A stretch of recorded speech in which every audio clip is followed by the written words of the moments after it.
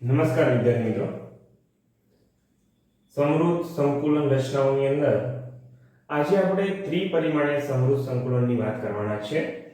તો દ્વિપરિમાણીય ચોરસ સમૃદ્ધ સંકલિત સ્તરમાં ત્રિપરિમાણીય સમૃદ્ધ સંકુલન, તો એની અંદર જે ગોળાઓ દ્વિપરિમાણમાં ગોઠવતા એ જ પ્રકારના અહીંયા આગળ ગોળાઓ ગોઠવાશે, પણ અહીંયા આપણે એની અંદર રચાતા છિદ્રો ની વિશિષ્ટ વાત કરવાના છે. તો પહેલો પોઈન્ટ જોઈએ છે એની અંદર દ્વિપરિમાણીય ચોરસ સંકુલન સમૃદ્ધ સંકુલિત સ્તરમાંથી ત્રિપરિમાણીય સમૃદ્ધ સંકુલન. તો ગોળાઓની ગોઠવણી જેમ દ્વિપરિમાણીય ચોરસ સમૃદ્ધ સંકલનમાં પ્રથમ હરોળની બરાબર ઉપર જ બીજી હરોળના ગોળાઓ ગોઠવાય છે, તે જ રીતે નિયમ અનુસરીને બીજા સ્તર પર ત્રીજું સ્તર ગોઠવાતા ત્રિપરિમાણીય સ્તર સમૃદ્ધ સંકુલન પ્રાપ્ત થાય છે. એના જ પ્રકારની એક ગોઠવણી થશે, એક ગોળા ઉપર બીજો ગોળો, એની ઉપર ત્રીજો, એમ કરતા કરતા એક જ પ્રકારની પેટર્નમાં ગોળાઓ ગોઠવાશે. હરોળની થપ્પીની ભાતની વાત કરીએ તો ગોળાઓ જે ગોઠવાય છે એ ગોળાઓ એક ગોળાની ઉપર જ બીજો ગોળો, એની ઉપર જ ત્રીજો ગોળો, એક જ પ્રકારની પેટર્ન જોવા મળે છે. એટલે ઉદાહરણ તરીકે આપણે આ સ્તરને એ કહીએ તો એના જેવું જ આ સ્તર છે, એને પણ એ કહીશું, એના જેવું જ આ સ્તર છે, એને પણ એ કહીશું. એટલે એ પ્રકારની પેટર્ન રચાશે. તો આ ગોઠવણમાં દરેક સ્તર સમાન હોવાથી તેની ભાત એ પ્રકારની થાય છે. આ રીતે મળતા એકમ કોષને સાદો ઘન લેટિસ કહે છે. આ રીતે જે એકમ કોષ મળે તેનો સાદો ઘન, જેને આપણે આદિમ કોષ કહેતા હતા, એ જ કહ્યું છે, અથવા આદિમ ઘન એકમ કોષ કહે છે. તો જો આ ગોળાઓ ગોઠવાય છે ત્રિપરિમાણ, પાછળના ગોળાઓ ઉપર ગોળાઓ, બાજુની અંદર, તો ગોળાઓના કેન્દ્રોને, ખૂણાના 4 ગોળાઓ લીધા છે, એના કેન્દ્રોને આપણે એકબીજા સાથે જોડી દઈએ તો આ પ્રકારનો એક ઘન બનશે, બરાબર, જેને આપણે આદિમ કોષ કહેતા હતા. એવો જ આદિમ કોષ અહીંયા આગળ બને છે, એની વાત કરી છે. ત્યાર પછી બીજો પોઈન્ટ એવો છે દ્વિપરિમાણીય ષટકોણીય સમૃદ્ધ સંકુલિત સ્તરમાંથી ત્રિપરિમાણીય સમૃદ્ધ સંકુલન. ષટકોણી, આ હતું ચોરસ, ઉપર શું હતું? ચોરસ હતું. અહીંયા કેવું છે? ષટકોણીય. એની અંદર જોઈએ તો ષટકોણીની અંદર બે ભાગ પડે છે, એમાં આપણે એ સમજીએ છીએ અત્યારે કે ચતુષ્ફલકીય છિદ્રો રચાય તેવી ગોઠવણી. કેવા છિદ્રો થાય? ચતુષ્ફલકીય. હવે ચતુષ એટલે કે 4 ફલક બનવી જોઈએ. કેટલી આપણે ઘણી બતાવીએ છીએ હમણાં કે ચતુષ્ફલકીય. તો ષટકોણીય સમૃદ્ધ સંકુલિત સ્તર એ લઈએ અને તેના પર તેવું જ બીજું સ્તર ગોઠવીએ ત્યારે બીજા સ્તરના ગોળાઓ પ્રથમ સ્તરના ગોળાઓથી રચાતા અવનમનમાં ગોઠવાય છે. જે આપણે વાત એટલે કે વચ્ચેના ભાગમાં જે આવા ખાડા પડે, બે ગોળાઓ હોય વચ્ચે બનાવો, એની ઉપર ત્રીજો ગોળો ગોઠવાય. આમ એવા જે અવનમનની અંદર જે ગોઠવાય છે, એટલે કે અવનમન એટલે કે ખાડા, યાદ રાખવાના શબ્દો. આમ બંને સ્તરના ગોળા અલગ રીતે ગોઠવાય છે. આ રીતે બીજા સ્તરને બી કહે છે. એટલે એની અંદર કયા પ્રકારની પેટર્ન જોવા મળશે? જે દ્વિપરિમાણમાંથી AB પ્રકારની. તો આ દરમિયાન પ્રથમ સ્તરના બધા જ ત્રિકોણીય છિદ્રો એ બીજા સ્તરના ગોળાઓ દ્વારા ઢંકાયેલા હોતા નથી. બધા છિદ્રો ઢંકાયેલા હોતા શું કહે છે? દરેક પ્રથમ સ્તરના, એટલે કે આ દરમિયાન જે પ્રથમ સ્તર બની જવું છે, આખું આવું નીચે બની જાય, પછી એની ઉપર બીજું સ્તરનું કોણ ત્રિકોણાકારી છિદ્રો એ બીજા સ્તરના ગોળાઓ દ્વારા ઢંકાયેલા હોતા નથી. બરાબર, એના દ્વારા ઢંકાયેલા હોતા નથી. જ્યારે સ્તરના ગોળા પ્રથમ સ્તરના ગોળાના ત્રિકોણાકારી છિદ્રો પર ગોઠવાય છે ત્યારે 4 ગોળાઓ વચ્ચે ચતુષ્ફલકીય છિદ્ર બને. 4 ગોળાઓ બને ને, આ એક, આ બીજો, આ ત્રીજો, એની ઉપર આ ત્રીજો, તેવા 4 ગોળાઓ જોડાય છે તેને છિદ્ર ઢંકાય છે. એટલે એક સ્તરથી જે ચતુષ્ફલકીય છિદ્ર બને છે એ બીજા સ્તરના ગોળાઓ દ્વારા ઢંકાતા નથી, બરાબર. એટલે કેટલું ખાલી થયું, એક ઉપરથી પણ નીચેથી પણ એક ગોળો જોડાવવો જોઈએ, ત્યારે શું થાય છે, એક છિદ્ર ઢંકાય છે. એટલે કે ગોઠવાય છે ત્યારે ચાર ગોળાઓ વચ્ચે, કેટલા ગોળાઓ વચ્ચે, ચાર ગોળાઓ વચ્ચે ચતુષ્ફલકીય છિદ્ર, ઉપરથી જ્યારે ગોળો મુકાશે ત્યારે ચતુષ્ફલકીય છિદ્રની શું થશે, રચના થશે.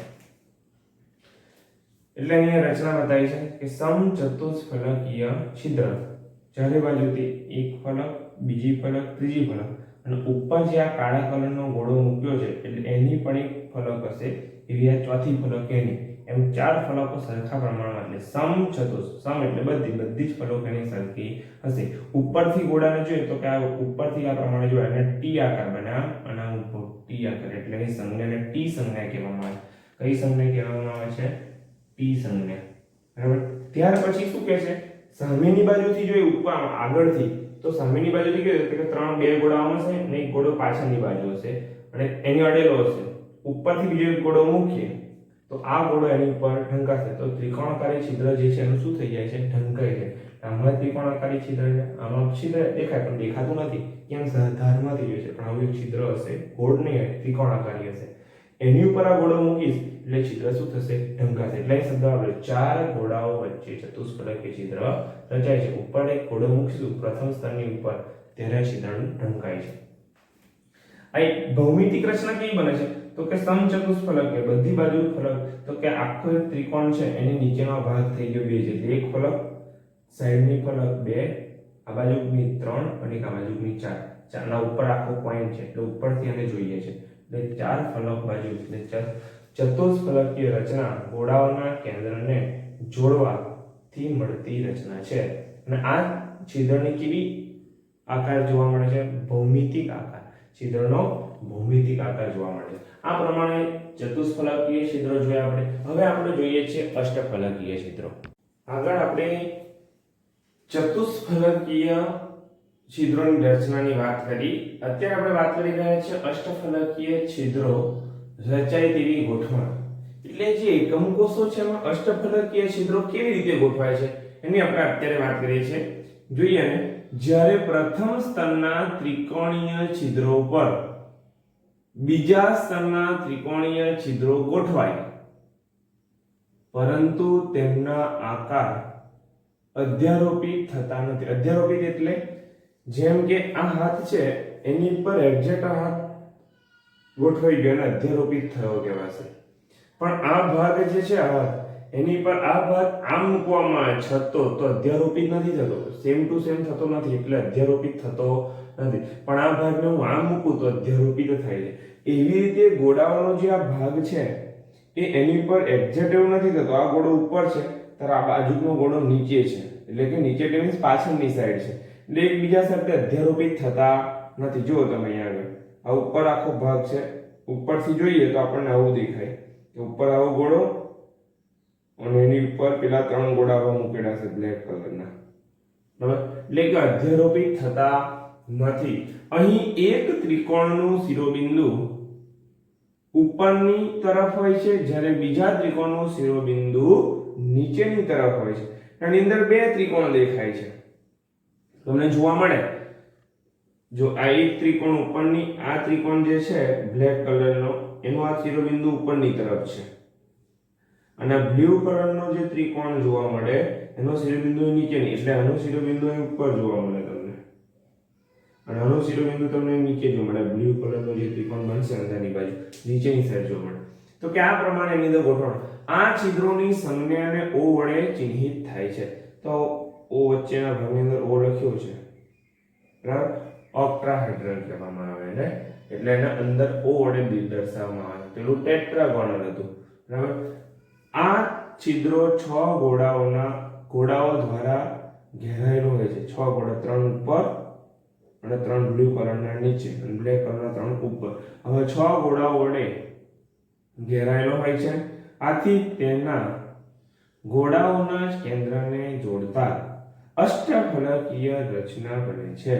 એટલે આ ગોળાઓના કેન્દ્રોને આવી રીતે જોડવામાં, આ ગોળાનું કેન્દ્ર આ આ છે બરાબર, તો આ ઉપરના ગોળા છે, તો ઉપરના ભાગ આ ત્રણ, એક ગોળાનું કેન્દ્ર બીજા ગોળાનું નથી જવાનું, એટલે આ કેન્દ્રો જોઈ લીધા.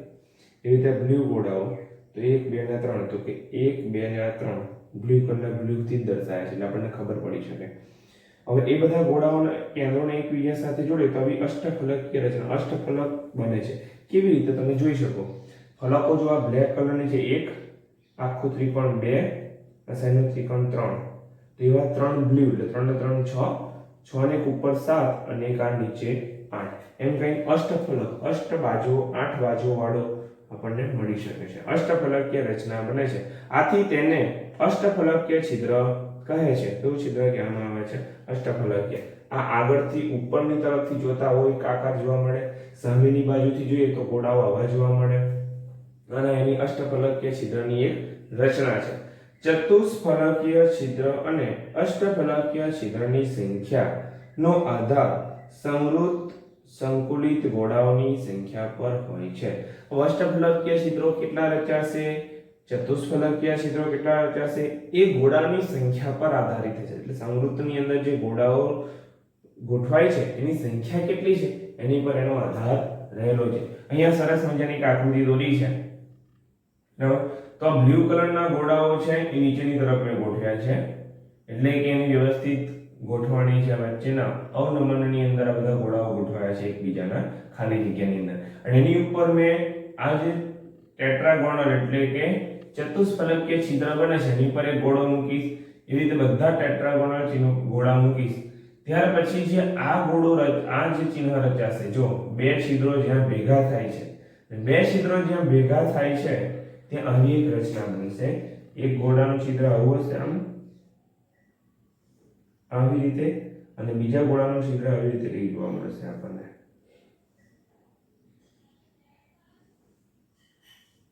બરાબર, તો આ જે છિદ્ર આવું બને છે, અને બીજી બધી જગ્યાએ ખાલી એક આવું છિદ્ર બનશે ફક્ત.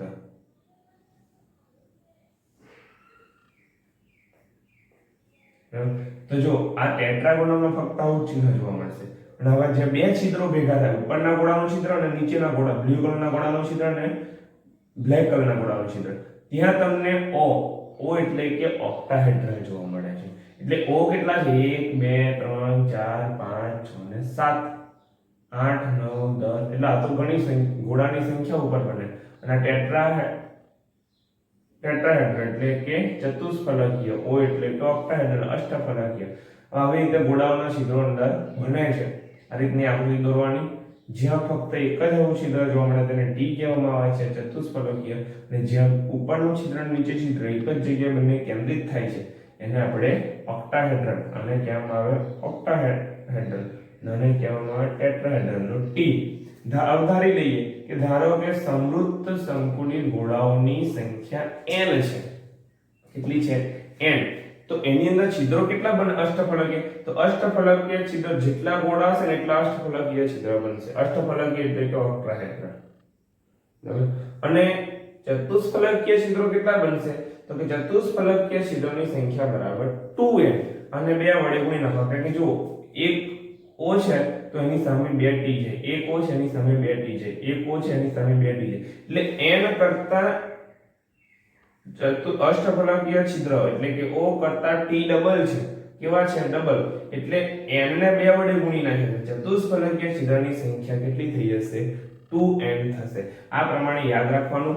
આવી રીતે આપણને એક્ઝામની અંદર ટૂંકા પ્રશ્નોની અંદર આ n ચતુષ્ફલકીય છિદ્ર, અષ્ટફલકીય છિદ્રની સંખ્યા પૂછી શકે છે. ચતુષ્ફલકીય છિદ્રોને ઢાંકતી રચના એટલે કે સમૃદ્ધ સંકુલિત રચનાઓ આપણે જે આગળ બધી અત્યાર લગી જોઈ, એની અંદર જે છિદ્રો બને છે, ગોળાઓને જ્યારે એકબીજા સાથે જોડતા એટલે કે એકમ કોષોના જે ખૂણાઓ જે છે એ એકમ કોષના ખૂણાઓ પર જે ગોળાઓ આપણે કલ્પના કરીએ છીએ એ ગોળાઓ જ્યારે એકબીજાને સ્પર્શે છે એમની વચ્ચે કંઈક છિદ્રની રચના થાય છે, અને એ છિદ્રોની જે રચના છે અને ઢાંકતી જે રચના છે એના વિશે જ આપણે અભ્યાસ કરવાના છે. તો એની અંદર બે ભાગ છે, ચતુષ્ફલકીય અને અષ્ટફલકીય છિદ્રો. બે પ્રકારના છિદ્રો બને છે. તો બંને પ્રકારના છિદ્રોની આપણે અહીંયા વાત કરીએ છીએ. તો ગોળાઓની ગોઠવણી બીજા સ્તરના સમચતુષ્ફલકીય છિદ્રો ત્રીજા સ્તરના ગોળાઓ વડે ઢંકાઈ જાય છે. એટલે કે બે સ્તર બને જ્યારે ગોળાઓ એક ગોળો એની ઉપર બીજો ગોળો એમ નીચેનું સ્તર ને એક ઉપરનું સ્તર એ બંને ગોળાઓ જ્યારે આપણે સમચતુષ્ફલક એટલે કે મીન્સ એક ભાતની અંદર એ પ્રકારની થપ્પી જ્યારે ગોઠવાય છે ગોળાની ઉપર ગોળો આખા ઘણા બધા ગોળા ગોઠવાય તેમની વચ્ચે છિદ્રો બને છે. એ છિદ્રોને ઢાંકતી રચના વિશે આપણે અહીંયા વાત કરીએ છીએ. કે એક સ્તર અને બીજો સ્તર અને એના ઉપર જે ત્રીજું સ્તર મૂકવામાં આવે છે ત્રીજા સ્તરના ગોળાઓ વડે ઢંકાય. એ ત્રીજું સ્તર જ્યારે મૂકવામાં આવે છે ત્યારે ગોળો શું થાય છે? ઢંકાય છે. તો હરોળ એની અંદર કેવા પ્રકારની હરોળ હશે? જેમ a b b એવા પ્રકારની આપણે હરોળ જોઈ છે. એમાં આપણે ખાલી ab પ્રકારની વાત કરવાના છે. તો હરોળ એટલે કે થપ્પીની ભાત આ પ્રકારની ગોઠવણમાં ત્રીજા સ્તરના ગોળા પ્રથમ સ્તરના ગોળાની જેમ જ ત્રીજા સ્તરના ગોળા પ્રથમ ગોળાની જેમ એટલે કઈ ઘટના અહીંયા બતાવી છે આપણે જોઈએ સમજીએ કે આ ગોળાઓ ગોઠવ્યા છે બરાબર. આ આગળની છે એની આ બે ગોળાના જે અવનમન પડે છે એની મેં ત્રીજો ગોળો ગોઠવ્યો છે. આ ગોળાને આ ગોળો સ્પર્શેલો છે, આ વચ્ચેના ગોળાને આ ગોળો સ્પર્શેલો. તો એની વચ્ચે એની ઉપર એવું જે છિદ્ર પડતું હશે તો આ ગોળાઓની વચ્ચે ઉપરની બાજુ જે અવનમન એટલે કે જે ખાલી જગ્યા જેને આપણે શું કહેવામાં આવે છે? ખાડો પડે છે. એટલે મીન્સ કહેવાનો મતલબ અવકાશ. આ જે હરોળની અંદર જે ગેપ પડે છે એ ગેપની અંદર બીજો ગોળાઓ મૂકીશું. આ ગોળાઓ અને આ ગોળો અને આ ત્રણ ગોળાની જગ્યાની અંદર આ ગોળાને ગોઠવી દીધો છે. એવી રીતે બીજા ગોળાઓ ગોઠવીશું. તો આની પ્રકારની ભાત આ પ્રકારનો જે ભાત છે એને એ કહીશું અને જે ખાલી જગ્યાની અંદર બીજો ગોઠવાય છે એને આપણે બી પ્રકારની ગોઠવણી કહીશું. બરાબર. એના જેવો સેમ નથી ગોઠવતો એટલે બી પ્રકારની. અને એની ઉપર જે ત્રીજી થપ્પી આવશે એ ત્રીજી થપ્પી સેમ એ થપ્પી જે છે એ હરોળ છે એ હરોળની જેવી જ આ બીજી હરોળ બનશે એટલે એને પણ આપણે શું કહીએ છીએ? એ. અને એના ઉપર ફરી જે ચોથી થપ્પી આવશે એટલે ચોથી હરોળ આવશે.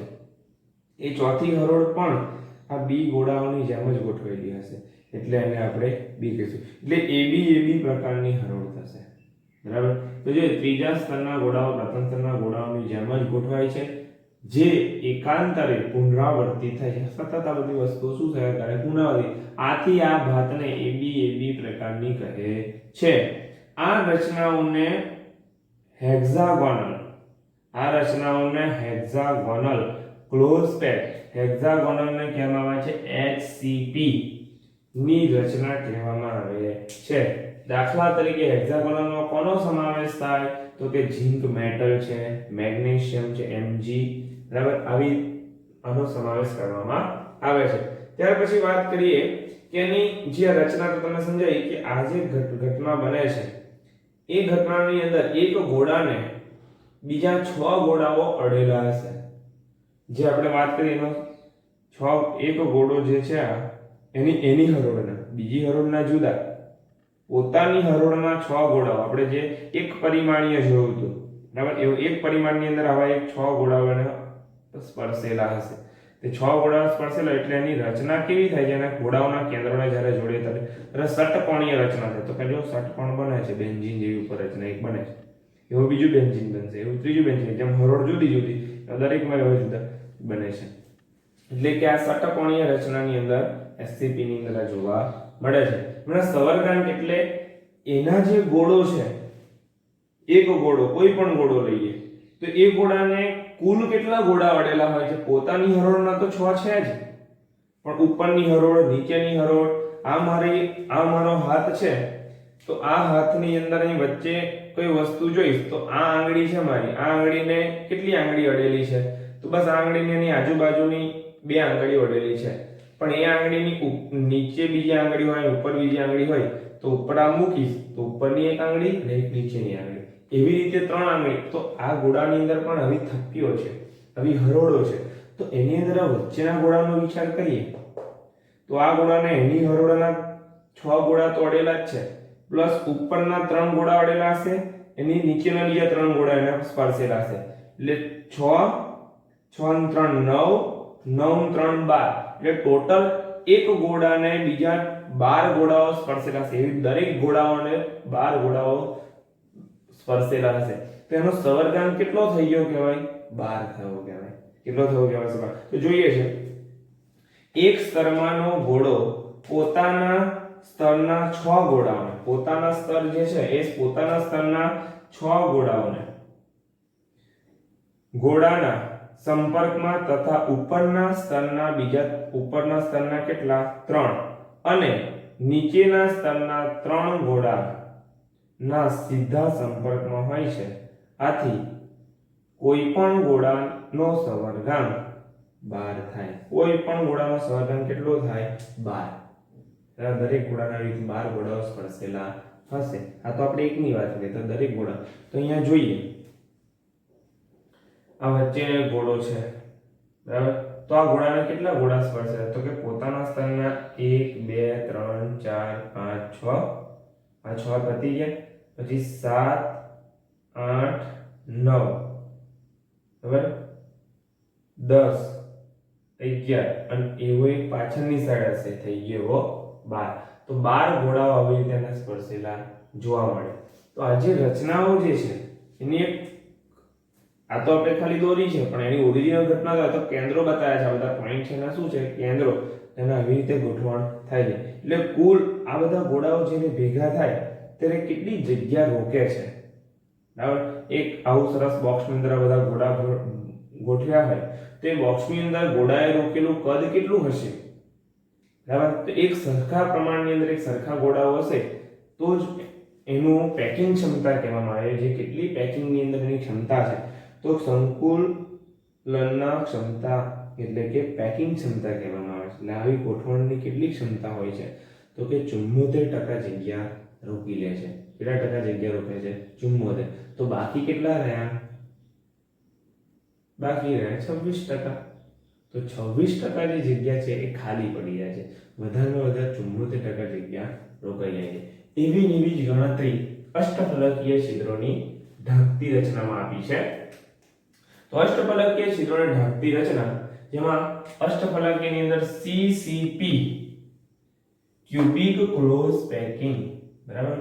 ક્યુબિક ક્લોઝ પેકિંગ માં ગોળાની ગોઠવણ આ પ્રકારમાં ત્રીજા સ્તરના ગોળા બીજા સ્તર પર એવી રીતે ગોઠવવામાં આવે છે જેથી અષ્ટફલકીય છિદ્ર ઢંકાઈ જાય છે. ત્રીજા સ્તરના જે ગોળો હોય છે એટલે કે એની અંદર થોડી રચના જુદી જોવા મળે. એ પહેલું સ્તર A જે છે એ ગોઠવાઈ જાય અને એની પર જે આ છિદ્ર બને એ છિદ્ર ઉપર એક ગોળો મૂકવામાં આવે. પછી એને ઢાંકવા માટે ઉપર પાછું એક આવું બીજું 2 ગોળાઓ મૂકે. તો કે ત્રીજા સ્તર, બીજો સ્તર, પછી શું કહે છે? ત્રીજા સ્તરના ગોળાઓ બીજા સ્તર પર એવી રીતે મૂકાય. ત્રીજા સ્તરના ગોળાઓ બીજા સ્તરના ગોળાઓ પર એવી રીતે મૂકવામાં આવે છે કે અષ્ટફલકીય, જે અષ્ટફલક એટલે કેવું? આપણે વાત કરેલી છે કે આવું છિદ્ર બને, આ ચતુષ્ફલકીય છિદ્ર કહેવાશે, અને અષ્ટફલકીય છિદ્ર આવું બને, સ્ટાર જેવું. તો હવે આ છિદ્ર બને એની ઉપર એટલે કે એક સ્તર, આ બીજું સ્તર, અને ત્રીજા સ્તર પર એને ગોળો એવી રીતે મૂકવાનો કે આ છિદ્રની ઉપર એક્ઝેક્ટ ગોળો આવવો જોઈએ. તો જો આ છિદ્રો બન્યા, એની ઉપર આ ગોળા મૂક્યા અને એની ઉપર આ બીજો ગોળો મૂક્યો તો આ છિદ્ર ઢંકાઈ ગયું. આ છિદ્ર શું થઈ જાય? ઢંકાઈ જાય. અને એ છિદ્ર ઢંકાય એટલે જે પછી જે બીજું સ્તર બનશે એ એક્ઝેક્ટ એ જેવું બને તો એવું જ બનશે, બરાબર? એટલે શું કહે છે? અષ્ટફલકીય છિદ્ર ઢંકાઈ જાય છે. એની હરોળ થપ્પીની ભાર અહીં ત્રીજા સ્તરની ગોઠવણ પ્રથમ સ્તર જેવી જ હોય છે. ત્રીજું સ્તર જ્યારે ગોઠવવામાં આવે છે અહીં, તે પ્રથમ સ્તર, અહીંથી ગણો, અહીંથી ગણો, બંને બધું સરખું જ હશે. અહીંયાથી તમે પ્રથમ સ્તર ગણો, અહીંયા બીજું સ્તર, આ ત્રીજું સ્તર, બરાબર? અને એના ઉપર જે ગોઠવણ કરવામાં આવે છે ચોથા સ્તરની, એ એક્ઝેક્ટ પ્રથમ સ્તર જેવી જોવા મળે છે. એટલે કે ત્રીજા સ્તરની ગોઠવણ પ્રથમ સ્તરના જેવી જ હોતી નથી. અહીંયા ત્રીજા સ્તરની ગોઠવણ કેવી હતી? પ્રથમ સ્તર જેવી જ હતી. જો પહેલું, બીજું ને ત્રીજું, એ પ્રથમ સ્તર જેવી ત્રીજું સ્તર હતું, બરાબર? પણ અહીંયા પ્રથમ સ્તર જેવું ત્રીજું સ્તર હોતું નથી. માટે આ ભાત A, B અને C આ જુદી જોવા મળે, આના જેવું સેમ નથી, જુદું છે. એટલે ભાત કેવી કહેવામાં આવે છે? એ પહેલી ભાત, પછી બીજો બી અને ત્રીજાને સી. તો એ બી સી. અને જે ચોથું સ્તર આવશે એ ફરી પાછું એ જેવું હશે, એક્ઝેક્ટ. એટલે એને શું કહી દીધું? ફરી પાછો એ. એટલે આની જે ભાત બને છે એબીસી પ્રકારની ભાત બને છે. તો આ ભાત એબીસી પ્રકારની જોવા મળે છે. એટલે એબીસી પ્રકારની ભાત હોય છે. ચોથા સ્તરની ગોઠવણ પહેલા સ્તર જેવી જ હોય છે. આ રચનાને સમઘનીય સમૃદ્ધ સમકોલિત એટલે કે સીસીપી અથવા ફલક કેન્દ્રિત સમઘનીય એફસીસી રચના કહેવાય છે. ઉદાહરણ તરીકે Cu કોપર છે, Ag છે, એની અંદર આવા પ્રકારની રચના જોવા મળે છે. ફલક કેન્દ્રિત, બરાબર, face centre cubic, cubic close pack. તો આવી જે ફલક એટલે બાજુ, જે ઉપરની એક બાજુ છે એનું આ વચ્ચેનું કેન્દ્ર, આ બાજુની સાઈડ છે એનું આ કેન્દ્ર, નીચેની આખી બાજુ છે એનું આ કેન્દ્ર, બાજુ પર ગોળાઓ કેન્દ્ર, આ બાજુ આગળનું એક ફલક એનું કેન્દ્ર, પાછળની બાજુ એનું એક કેન્દ્ર. એટલે કે કેન્દ્ર બાજુના કેન્દ્રોમાં ગોળાઓ કેન્દ્રિત થયેલા હોય છે એટલે એને ફલક કેન્દ્રિત સમઘનીયની પણ રચના કરવામાં આવે છે. એમના સવર્ગાંકની વાત કરીએ તો આના જેમ જ ઉપરના સ્તરના પણ ગોળાઓ, પોતાના સ્તરના તો 6 ગોળા ખરા જ, ઉપરના સ્તરના 3, નીચેના સ્તરના 3, એટલે એમ કહીએ એની અંદર પણ 12 સવર્ગાંક બને છે. એની પેકિંગ ક્ષમતા પણ એટલી જ છે, કેટલી જોવા મળે છે? 74% જોવા મળે છે. તો આ પ્રમાણે આપણે સમૃદ્ધ સંકુલિત રચનાઓ જોઈ. ત્યાર પછી એની વિશિષ્ટ વાતો એટલે કે જે છિદ્રોની રચનાઓ જે છે એના આધારે બીજા જે પોઈન્ટ છે આપણે જોઈએ.